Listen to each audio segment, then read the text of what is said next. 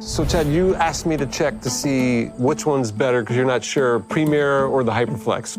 We're gonna try this one with sock on your right foot, barefoot on the left. Okay, how'd you hit that one? Good. Good. Take a look at that real fast.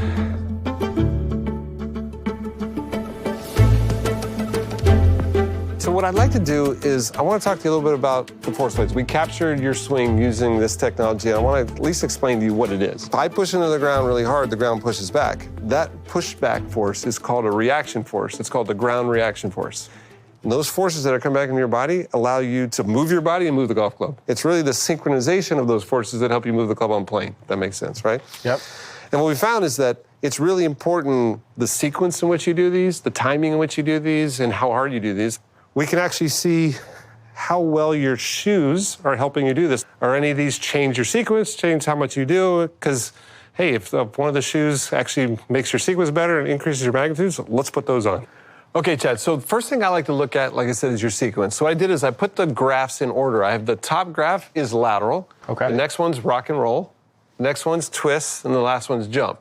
And I put a yellow dot where you do those maximum. So what I'm gonna do is I'm gonna see which one you do first. Understand, this is barefoot, right? So I'm looking at, there's no interference between your foot and the ground. You're going, okay, so I'm going, okay, you're kind of pausing, you're going lateral. Yep. Right? You're twisting, and then you jump rock.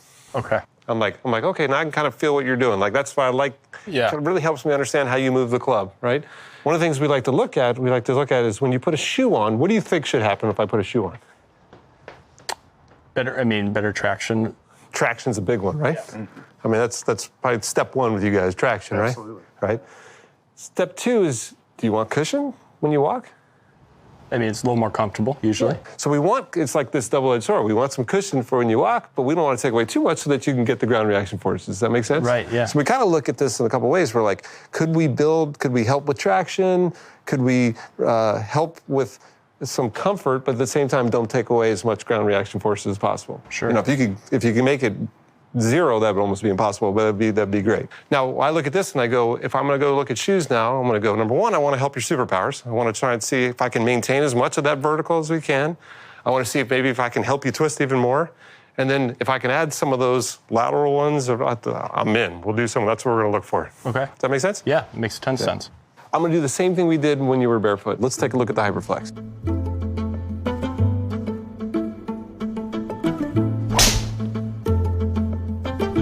All right, so let's take a look at the Hyperflex, see how that did, right? So same thing, first thing we're gonna look at is sequence. Yes. Right, to see if it's changing anything. So I'm gonna go through, let's take a look. Okay, lateral first. Yep. Twist. And rock jump. Okay, sequence same, right? Right. I look at timing. Actually, it might even be a little earlier. You notice that? So now remember, if it's earlier, it gives you more time to transfer the energy over there. That's good. The best players, most efficient players are earlier, not later, right? So if anything, that shoe sequence is the same. If anything, it actually made you a little bit earlier, which is a good thing. Okay. Now I go look at magnitude, okay? So now I go look at magnitude again. Let's start with lateral again. So we take a look here. Your lateral is now 13.15. Before, it was, just to remind us, was 11.85. So that's a 10% increase. Okay. Rock went down a little bit. Okay. So a little bit less rock. If I go to your twist 17.98, it went up a little bit. It went up almost 2%. So a little bit more of your rock. And now if I go to your vertical, right? So your vertical is at 185, and without the shoes, 195, which, okay, now we just lost 5%. Right. So the shoe's doing its job cushioning, but it is affecting how much more force you can create out of there, right? Yeah. Now, it's always a give or take. If you're like, but I really like the comfort off there, like, how much is that gonna affect you? I mean, it's not a ton, but there's a little bit there. So I'm gonna look at Premier.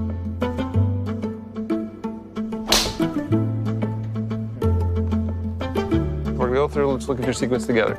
So as we start going, because what I don't want, and you'd be surprised, sometimes a shoe could change your sequence. Right. Because it feels totally different. I don't want to change your sequence, right? Okay, So you got laterals first. There's the twist. Twist second. And, okay, the sequence is the same. Now I look at the timing. I go, here's where you're peaking at your lateral. I'm like, cool, shaft's still vertical. I'm like, timing hasn't changed, sequence hasn't changed. That's the first thing. Again, if I saw that, I'm out right away, right? So I look at it, I'm like, because then it's just a different swing. I'm like, okay, so we got the same thing. So now let's go look at magnitudes, right? I got the barefoot one here on the left. I click this one over here. Okay, your barefoot lateral was 11.85% of your body weight. So that's how much resistance you can put, 11.8% of your body weight from side to side. Okay. Right? Yep. I go to the shoe now. We put the shoe on here. We'll see if my man's done his job with the traction on that shoe over here. And all of a sudden, it's jumped to 15. We actually just got a 27% increase in lateral traction. Okay, that would be a good thing. Yes. Right? So I look at that and I'm like, okay, you feel more comfortable pushing sideways here. That's going to translate directly into club head speed. Okay. Right? So I look at that and I'm like, check, that's good. Right. So now your twist torque, which twisting, think about it, that's delivering club speed this way, right? So it's 18.13 with the shoe. Let's go back to see what your barefoot was. And it was 17.62. That is a 3% increase. Check. I'm like, okay, I'll take 3% increase in torque, right? We'll take that all day long. When you put the shoe on, you push with 193% of your weight. That's your maximum vertical. Without the shoe, so take the cushion away, it's at 195. That means we maintain 98.9% of your vertical. Right. I'm like, dude, that's really good. I think that's great. And if at the end of the day, round 1, round 2, round 3, round 4, you have more comfort and you're playing more relaxed, it might be worth that. I look at this and I'm like, if it feels comfortable to you and we're maintaining as much of the vertical, I'm all in. So if you ask me from a biomechanics, sports science standpoint, not talking about comfort and what you like, what looks better, there's no question we're going Premier. Both shoes improved your lateral and your twisting abilities, right? Both actually minimized how much it dampens. Obviously, the Hyperflex has more. I would say the advantage on the Hyperflex is he did it earlier, which is a little interesting. Like, so those can counterbalance. But I think the 27% increase and the only 1%, that's pretty hard to beat. So one of the things that I think is really clear by studying some of these players, how critically important it is to make sure you have the right footwear for the right player, right? Yeah.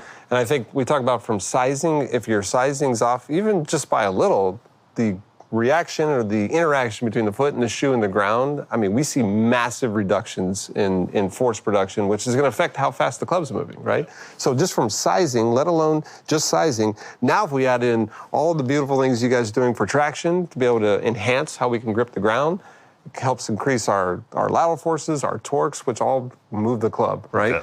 And then, like you said, you can, with some very creative design, give them some shock absorption when they're walking, but try and maximize it when they're twisting. And that's pretty cool when you put the right shoe with the right player, and some really cool things happen.